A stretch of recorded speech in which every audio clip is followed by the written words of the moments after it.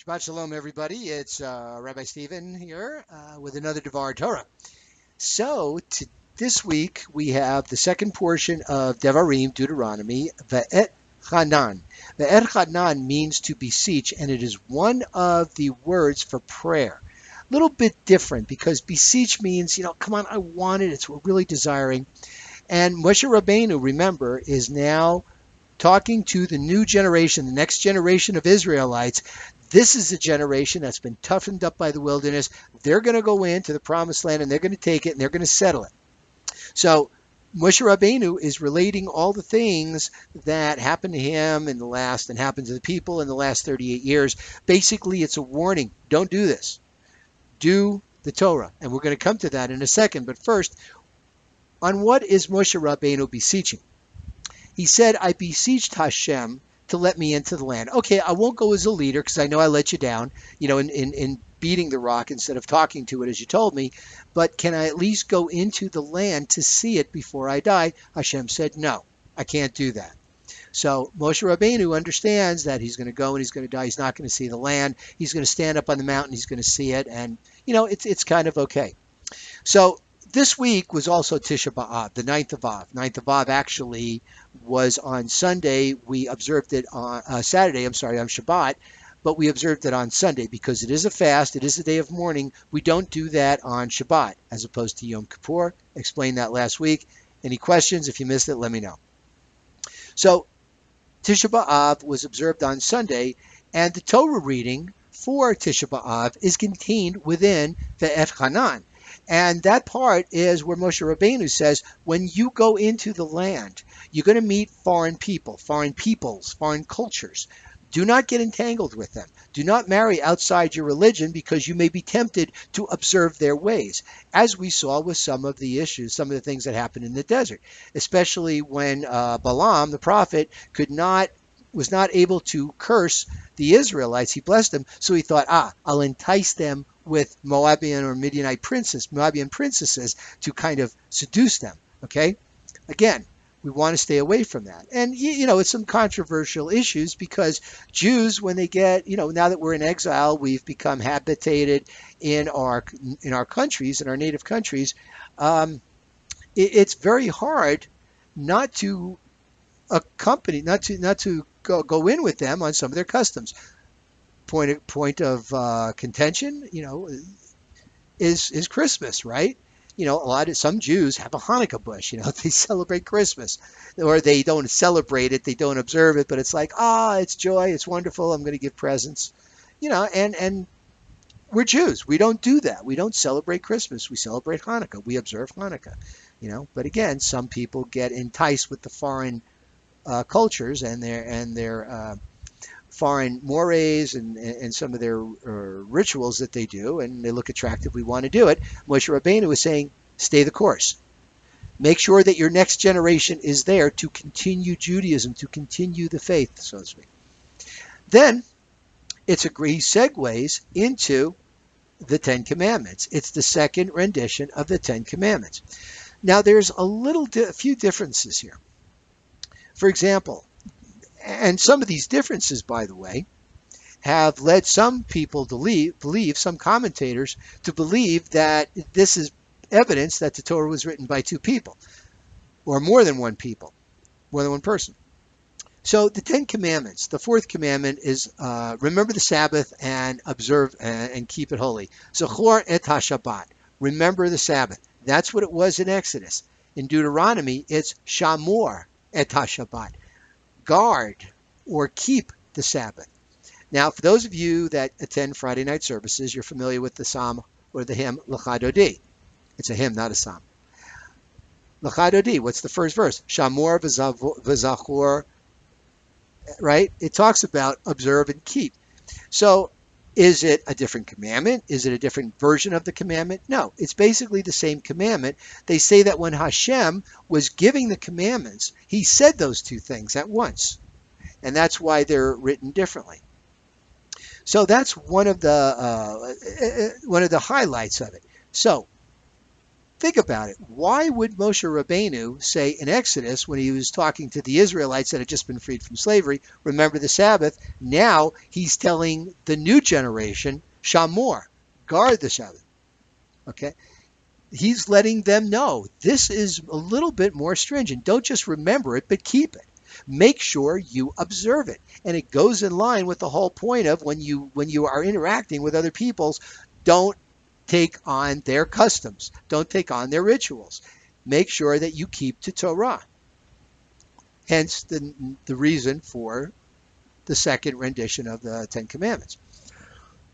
The second big part of V'Ethanan is we are reintroduced to the Shema and the V'Ahavta.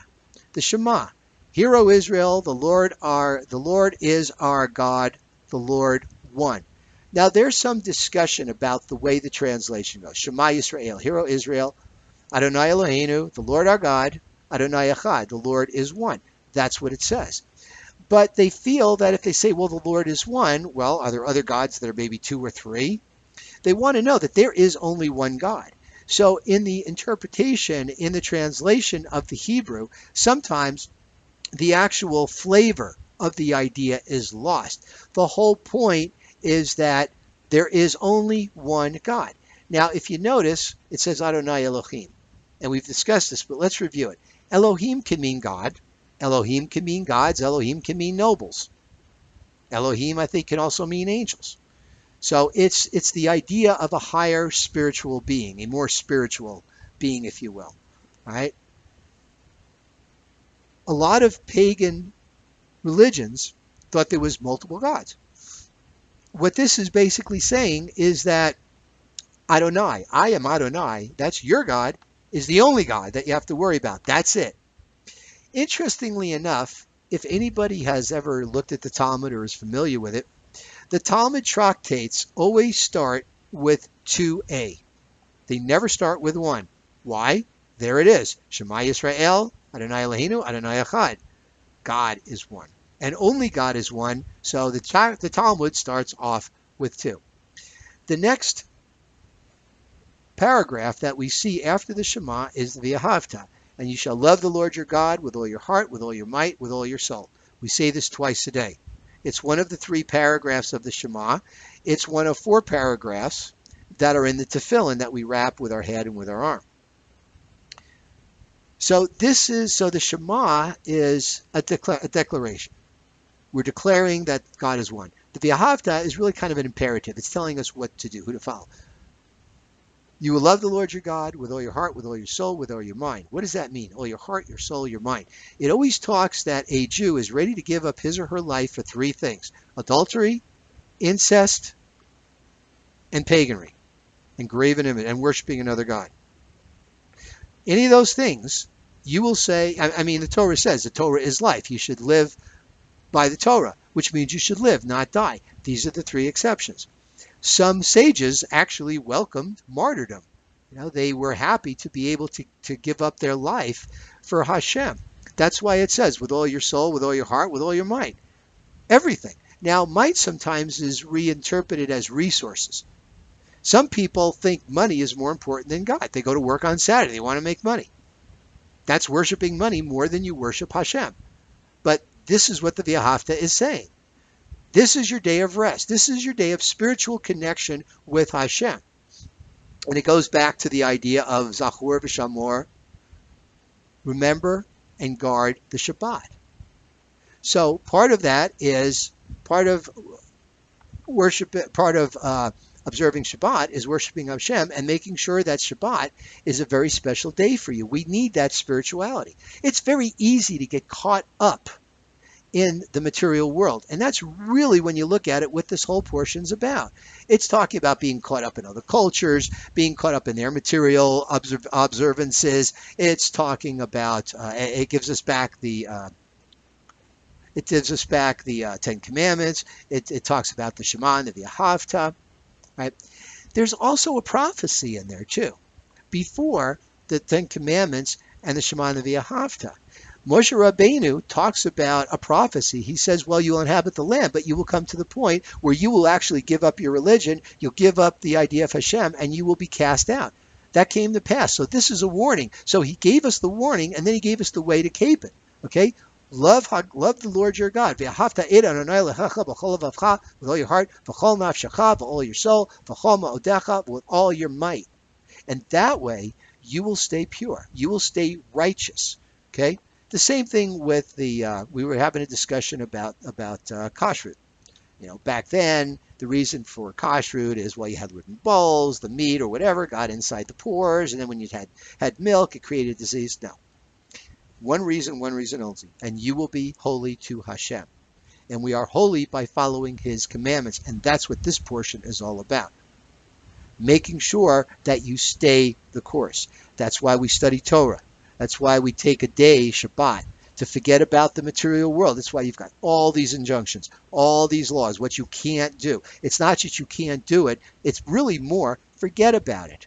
Don't rip, don't tear, don't create, don't cut, don't plow your land, don't mow your yard. Just forget it and just rest. Rest your mind, rest your soul, rest your body. That's what it's all about, okay? I want to shout out to Lori Beck, Sherry Frazen, Bob Kaplan. We had a Tisha B'Av service Sunday morning. Thank you very much for attending. Hope you enjoyed it. Kept it short, kept it to an hour and a half, like I said, but we got everything in there. So, Shabbat Shalom to you. And as we approach the Rosh Hashanah, the spiritual new year, may you do those activities that inscribe you in the book of life. And thanks again for listening.